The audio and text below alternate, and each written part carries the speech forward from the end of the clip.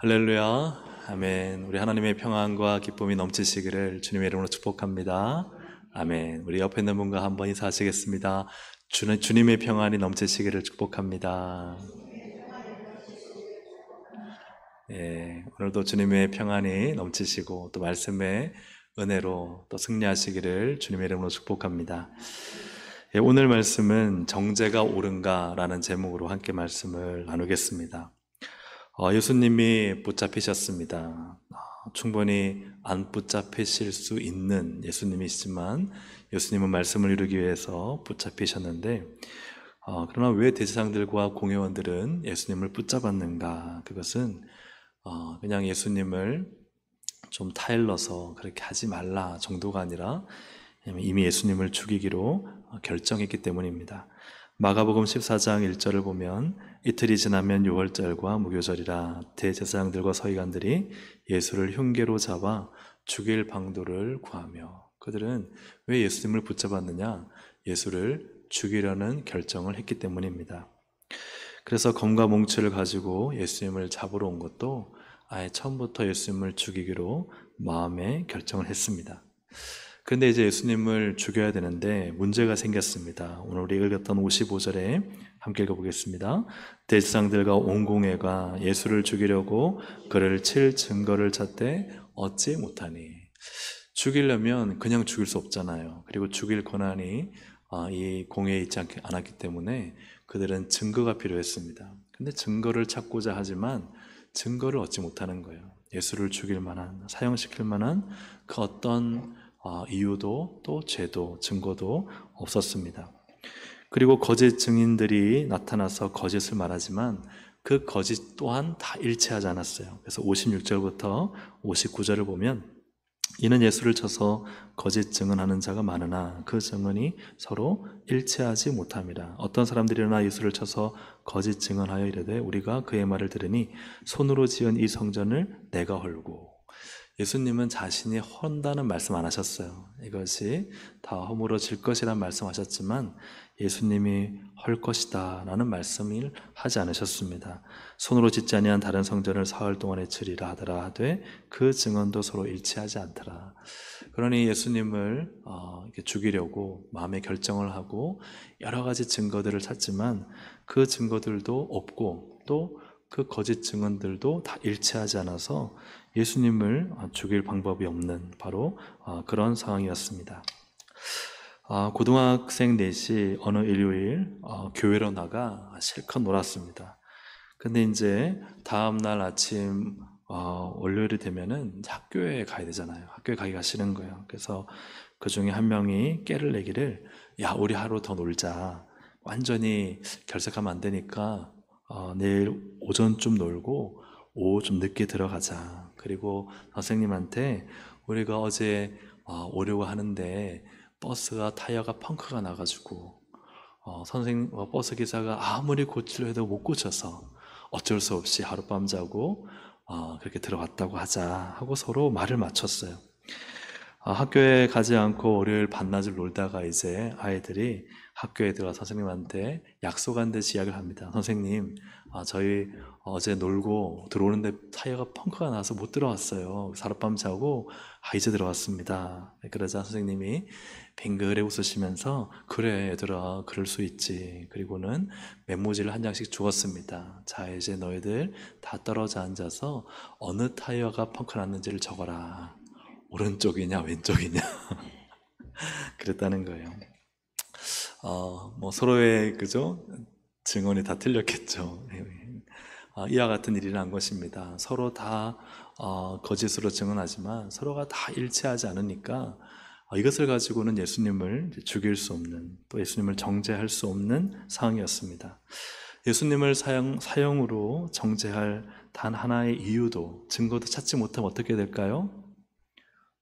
당연히 풀어드려야 되겠죠. 오히려 정말 잘못 잡았다면 사과를 하고 죄가 없는데 붙잡아서 죄송합니다. 어서 돌아가십시오. 라고 이렇게 풀어드리는 것이 마땅합니다. 그런데 대제사장과 공회의 목적은 증거가 아니라는 사실이죠. 그들의 목적은 예수님을 뭐 하는 거예요? 죽이는 거예요. 예수님을 죽이는 것이 그들의 목적입니다. 그렇기 때문에 예수님을 죽이는 목적을 딱 정해놓고 나니까 그들은 반드시 뭘 해야 되느냐? 정죄를 해야 되는 거예요. 반드시 죄가 있다는 것을 증명을 해야 돼요. 그러니까 증거와 거짓 증언들이 필요한 것입니다. 죽일 증거를 찾아서 정죄하는 것이 아니라 죽이려고 정죄하는 거예요. 정죄할 것이 없음에도 이들은 정죄하여 죽일 만한 증거를 조작해내야만 했습니다. 그래서 이제 띄워주시면 됩니다. 대사함과 공유의 목적은 증거가 아니라 정죄하여 예수님을 죽이는 것, 이것이 그들의 목적이었다는 사실이에요. 근데 이 증거도 없고 다 이 거짓 증언들도 일치하지 않으니까 이제 방법은 단 하나밖에 없는 거예요. 예수님의 입술을 통해서 죽일 만한 이유를 찾아야 되는 거예요. 그래서 대제사장이 예수님의 입으로부터 증거를 받아내고자 합니다. 60절과 61절을 보시면 대제사장이 가운데 일어서서 예수에게 물어 이르되 너는 아무 대답도 없느냐? 이 사람들이 너를 치는 증거가 어떠하냐 하되, 그죠? 여기에서 예수님이 하나 말씀하시면 이걸로 아마 꼬투리를 잡아서 증거를 찾으려고 했던 것 같아요. 근데 침묵하고 아무 대답도 아니하시거늘 대제사장이 다시 물어 이르되 내가 찬송받을 이의 아들 그리스도냐? 이렇게 물어봅니다. 예수님은 이 앞에 있는 거짓 증언들에 대해서는 침묵하셨습니다. 대답하지 않으셨어요. 거짓에 대해서는 주님은 한마디도 하지 않으셨습니다.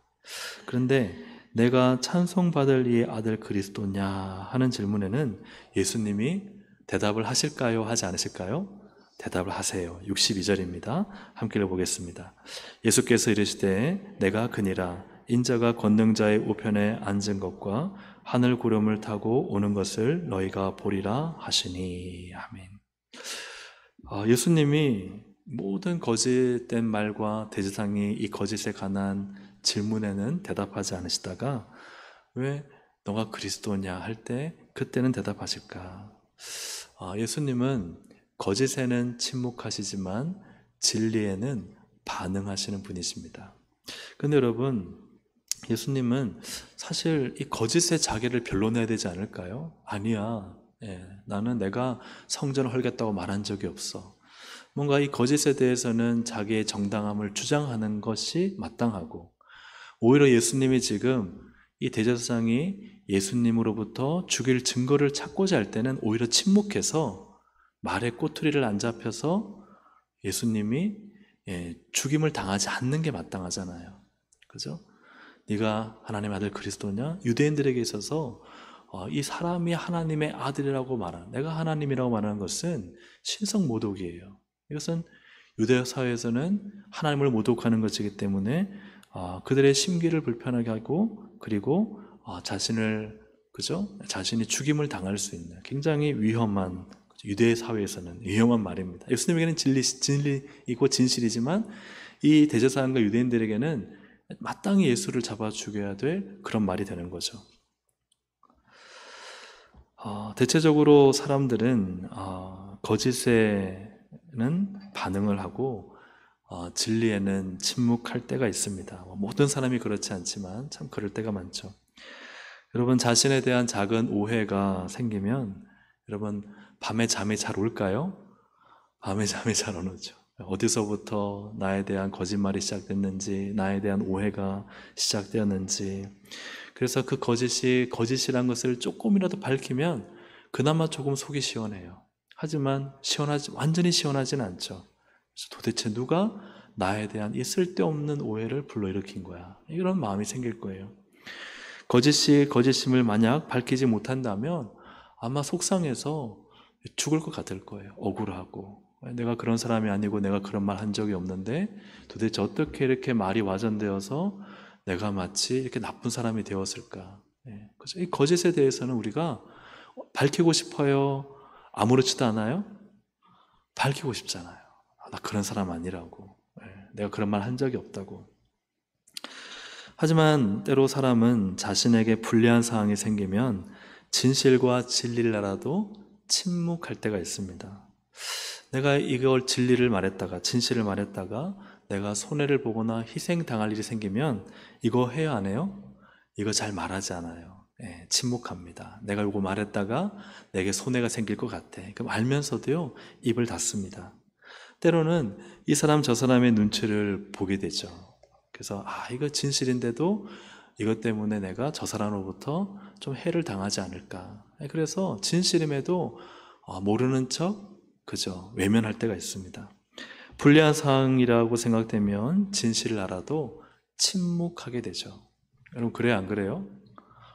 여러분 그렇잖아요. 예.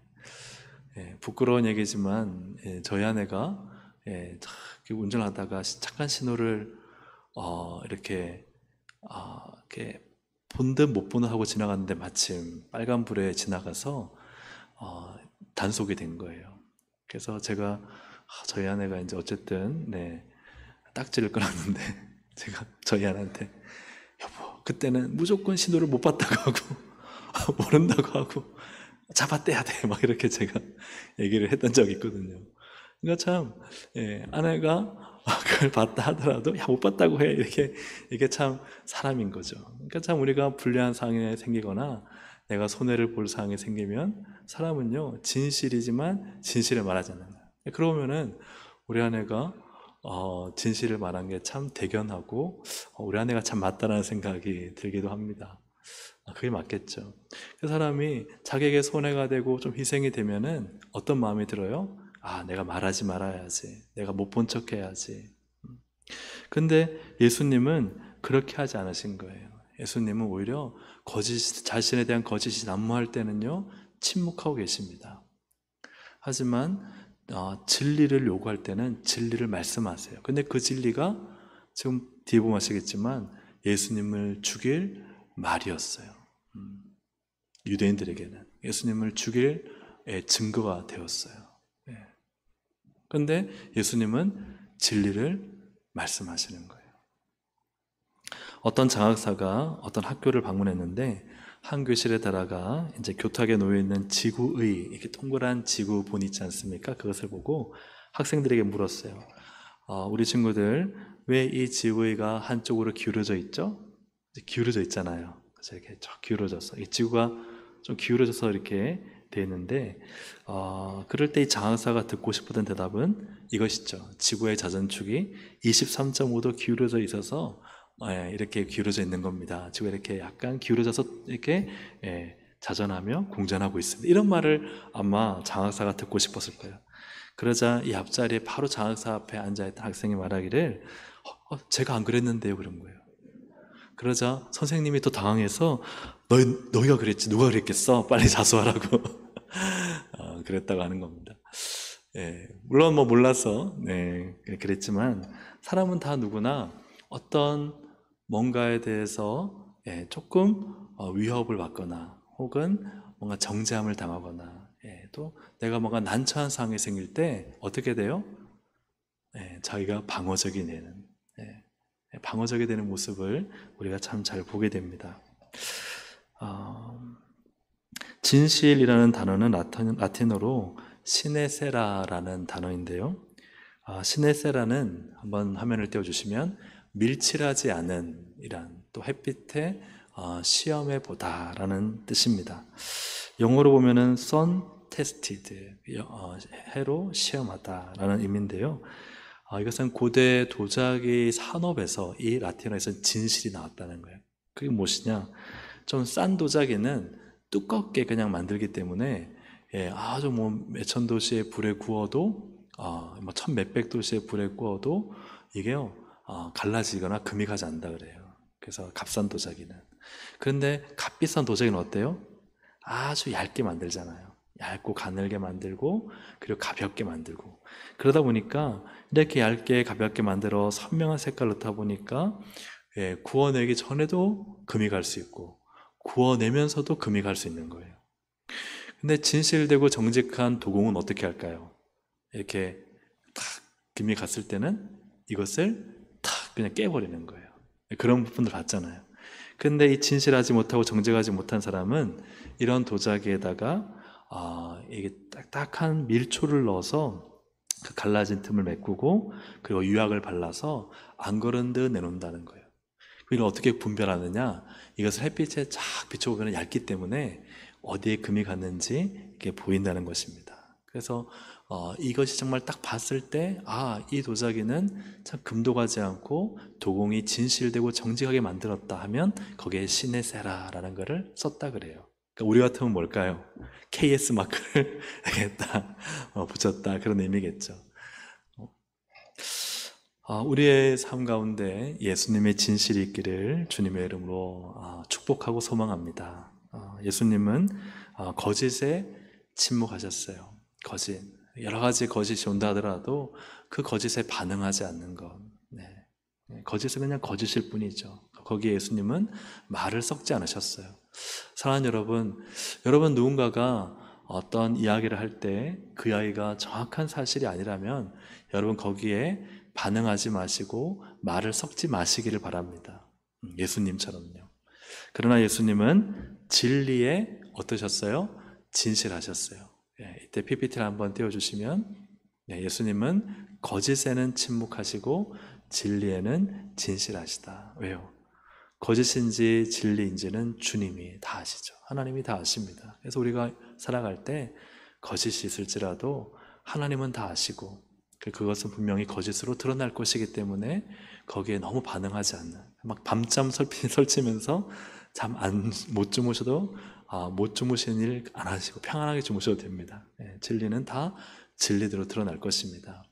그러나 우리가 진리를 밝혀야 될 때는 진실한 것, 그것이 예수님처럼 살아가는 성도의 삶인 줄로 믿습니다. 아멘. 근데 이제 이 대제사장은 드디어 예수님의 입으로부터 사형에 정죄할 증거를 얻은 거예요. 그래서 63절부터 65절까지를 함께 읽어보겠습니다. 시작. 대제사장이 자기 옷을 찢으며 이르되 우리가 어찌 더 증인을 요구하리요? 너희는 어떻게 생각하느냐 하니 그들이 다 예수를 사형에 해당한 자로 정죄하고 어떤 사람은 그에게 침을 뱉으며 그의 얼굴을 가리고 주먹으로 치며 이르되 선지자 노릇을 하라 하고 하인들은 손바닥으로 치더라. 아멘. 드디어 이제 정죄가 되었습니다. 예수님을 정죄합니다. 너가 신성모독했다. 네가 어찌 사람이 하나님의 아들 그리스도라고 하느냐.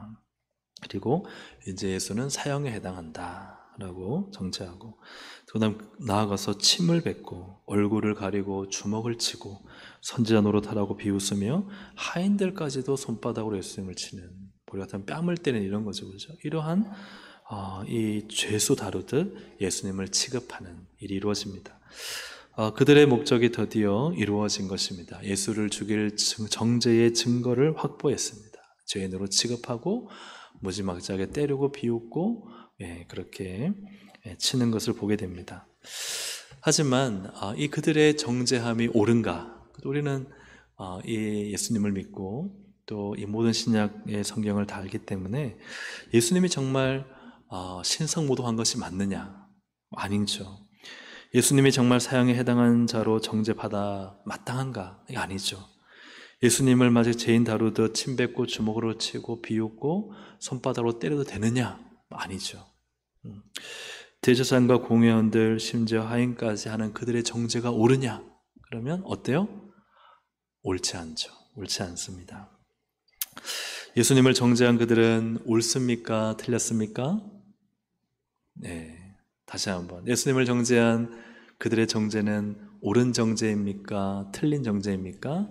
그렇죠. 당연히 틀린 정죄입니다. 예수님은 진짜 하나님의 아들 메시아이시죠. 정말 진실되게 그분은 메시아고 하나님의 아들이십니다. 그리고 유대인들의 입장에서는 예수를 사형이라고 외치지만, 그러나 빌라도는 그렇게 말하지 않습니다. 누가복음 23장 22절에 보면 빌라도가 세 번째 말하되 이 사람이 무슨 악한 일을 하였느냐? 나는 그에게서 어떤 죄? 죽일 죄를 찾지 못하였나니 때려서 놓으리라. 아무리 봐도 예수님을 사형시킬 만한 죄가 아닌 거예요.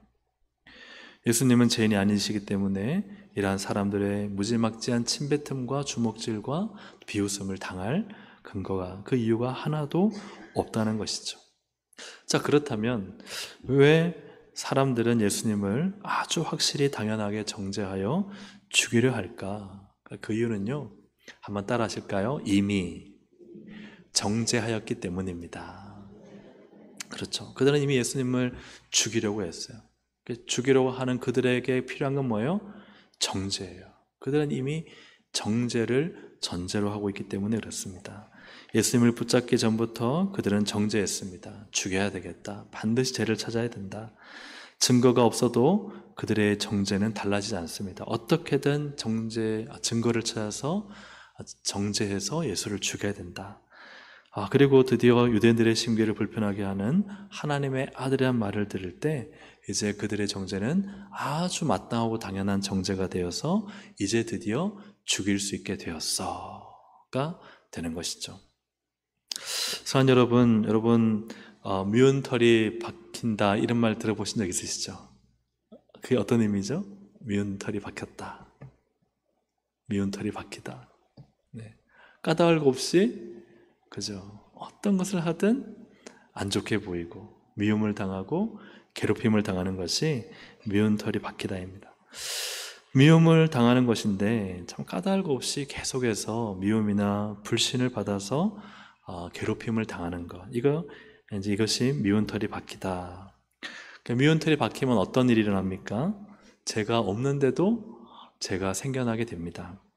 다 함께 잘못했는데 혼자 책임을 떠나야 됩니다. 또 미운 털이 박히면 근데 조직 안에서 공동체 안에서 정말 잘 하려고 하는데도 계속 왕따를 당하고 무시를 당하게 됩니다. 미운 털이 박히면 비웃음을 당하고 또 조롱을 당하고 공격을 당합니다. 왜일까요? 왜 이런 공격과 무시와 조롱을 당할까요? 미운 털이 박혔기 때문이에요. 미운 털이 박혔기 때문이에요. 다른 말로 하면 이미 정죄를 당했기 때문입니다. 이미 정죄를 당했어요. 어떤 사람으로부터 미움을 당하기 시작했어요. 정죄를 당하기 시작했어요. 그러니 어떤 일을 해도 무슨 말을 해도 그것은 다 그죠? 미워할 만한 일이고 그죠? 죄된 일이고 무시와 공격을 받을 만한 일이 되는 것입니다. 그래서 예수님은 한번 띄워주시면 이미 정죄를 당했기 때문에 당연히 정죄를 당하시는 거예요. 이미 정죄를 당했기 때문에 이미 미운 털이 박히셨기 때문에 당연히 죽으셔야만 되는 거예요. 오늘 이 말씀을 우리가 조금 적용해 볼 때 예수님이 이처럼 정죄를 당하셨는데 그러면 이제 반대 입장에서 이 대상들과 장로들과 서기관들의 정죄는 옳은 것인가? 옳은 것이 아니잖아요. 틀렸잖아요. 그렇다면 이것을 우리에게 적용해 볼 때 나의 정죄는 옳을까요? 하는 것입니다. 나의 정죄는 옳을까요? 한번 따라 하시겠습니다. 나의 정죄는 옳을까요? 그렇습니다. 우리가 이미 정죄했기 때문에 정죄하는 것은 아닐까요? 이미 미운 털을 다 여기다가 심어 박아 놓았기 때문에 계속 미워하는 마음이 생기는 것은 아닐까요? 꼬투리를 잡으려 하기 때문에 어떻게든 그 꼬투리 잡을 만한 것이 보이지 않을까요? 왜 여러 사람들과 함께 유독 그 사람만 소외시키고 왕따시키고 끼워주지 않는 이유가 무엇일까요? 예수님은 여기에 대해서 이렇게 말씀하십니다. 누가복음 6장 37절에 함께 읽어보겠습니다. 시작. 비판하지 말라. 그리하면 너희가 비판을 받지 않을 것이요. 정죄하지 말라. 그리하면 너희가 정죄를 받지 않을 것이요. 용서하라. 그리하면 너희가 용서를 받을 것이요. 아멘. 사랑하는 여러분, 참 대제사장과 이 장로들과 서기관들의 안타까운 점은 무엇입니까? 그들은 이미 예수를 정죄한 거예요. 그러니까요, 거짓 증언으로 뭔가 그저 증거가 안 나타나고 다 불일치해도요 무조건 정죄를 해야 되는 거예요. 미운 거예요. 싫은 거예요. 죽여야만 하는 거예요. 이것이 그들의 안타까운 모습인 것이죠. 오늘 우리가 이러한 대제사장과 서기관과 장로들의 모습을 담지 않아야 할 줄로 믿습니다. 우리가 정말 정죄가 옳은가, 내가 판단하는 것이 옳은가, 내가 그가 죄 있다고 판단하고 정죄하는 것이 과연 옳은가, 그것을 우리가 늘 주님 앞에 살펴봐야 됩니다. 그렇죠? 우리는 맞다라고 생각하고 정죄하지만, 비판하지만, 판단하지만 과연 주님이 보실 때 그것은 옳은가 하는 것이죠. 그러나 주님은 아예 판단도 하지 말고 정죄도 하지 말라 말씀하십니다. 여러분, 우리가 그 모든 판단과 정죄를 다 버릴 수 있기를 주님의 이름으로 축복합니다. 아멘. 용서하고 축복하시기를 주님의 이름으로 축복합니다. 그리고 예수님은요, 거짓에 반응하지 않으셨습니다. 침묵하셨어요. 여러분, 거짓에 말을 섞지 마십시오. 진리가 아닌 것에 말을 섞으면요, 오히려 더 혼잡하게 됩니다. 그 진리에 거짓에 엮이지 마시고, 여러분 또한 진리를 말씀하시고 진실하게 말씀하시되, 내가 진리와 진실을 말할 때 오히려 손해를 본다 할지라도 우리 사랑하는 동성애 가족들, 저와 우리 모두는 진리와 진실을 말할 수 있기를 주님의 이름으로 축복합니다. 근데 그 진리와 진실을 말한다는 게, 아유 집사님 오늘따라 왜 이렇게 얼굴이 거무틱틱하고 화장도 잘 안 먹고 헤어스타일도 왜 이래, 무슨 집안에 무슨 큰 우환 있어? 뭐 이런 그죠? 이런 말이 아니라, 이런 말이 아니라, 우리의 모든 상황 속에서 하나님 앞에 진실되게 정직하게 살아가는, 그래서 내가 손해를 본다 할지라도 사람들이 나를 혹은 그것 때문에 그죠, 참 저런 분이 아닌 것 같았는데 왜 저러실까라는 생각이 들지라도 우리는 자신이 진실되고 정직하고 하나님과 사람 앞에 투명하게 살아야 할 줄로 믿습니다. 그런 우리 모두가 되기를 기도하고 승리하시기를 소망합니다. 우리 말씀을 생각하면서 함께 기도하겠습니다. 하나님, 나의 정죄는 과연 옳을까요? 주님은 비판하지 말라, 정죄하지 말라, 그리고 용서를 하시면, 오늘 이 마음을 하나님 우리 가운데 부어주시옵소서. 누군가를 정죄하려고 좀 미운 털 박힌 사람, 주님 그 사람을 보고 비판하고 정죄하지 않게 하셔서 오히려 용서하고 사랑하는 마음을 주시옵소서. 그리고 하나님, 주님처럼 거짓에는 침묵하고 진리를 말해야 될 때는 손해가 온다 할지라도 진실되고 정직하게 하여 주시옵소서. 우리를 두고 우리 주님 닮게 하여 주시옵소서. 주여 한번 부르기도 합니다. 주여. 하나님 아버지 감사합니다. 오늘 노래에게 주신 하나님 말씀을 붙잡고 진리와 진실 앞에 굳게 서게 하여 주시고, 하나님의 거룩한 뜻이 우리 가운데 온전히 부어지기를 간절히 바라고 원합니다. 하나님, 주님은 정말 이 정죄를 당하는 상황 속에서 하나님 그 정죄함을 받으셨습니다. 우리가 하나님 진실을 말함으로 정죄를 받다 할지라도 받게 하여 주시고, 진실되고 정직하고 거룩하게 살아갈 수 있도록 성령님 역사하여 주시옵소서.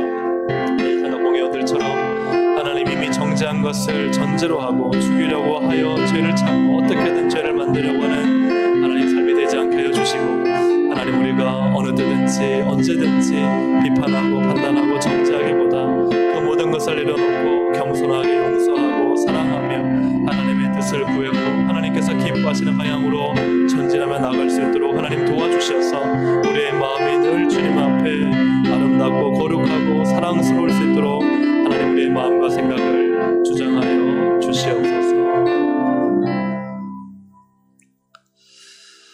하나님, 이미 죽이려고 마음을 먹은 후에는 그 어떤 죽일 만한 죄가 없어도 결국은 죽이는 대로 끌고 가 예수님을 죽이는 모습을 보게 됩니다. 하나님, 우리 안에 이러한 비판과 정죄가 없게 하여 주셔서 우리의 마음 안에 주님의 용서와 주님의 사랑으로 가득하게 하여 주시옵소서. 하나님, 또한 기도하오니 예수님이 이 거짓된 말들에 단 한마디도 섞지 않으시고 침묵하십니다. 억울하고 또 답답하고 할지라도 거짓에 자신의 말을 섞지 아니하신 예수님을 우리도 본받기를 원합니다. 그러나 손해가 되고 희생이 되고 또 죽음으로 이끌어가는 이 진실을 말해야 될 때 주님은 진리를 정확하게 말씀하셔서 당신이 메시아요 하나님의 아들이심을, 또한 인자로 영광 가운데 오실 것을 말씀하고 계십니다. 하나님, 우리도 주님을 믿는 가운데 진실되게 하시고 거룩하게 하시고 손해가 되더라도 정직하게 하셔서 하나님의 온전하신 뜻이 우리 안에 이루어지게 하여 주시옵소서. 날마다 주님 닮아가는 우리의 성품과 삶이 되도록 인도하여 주옵소서. 예수님의 이름으로 기도합니다. 아멘.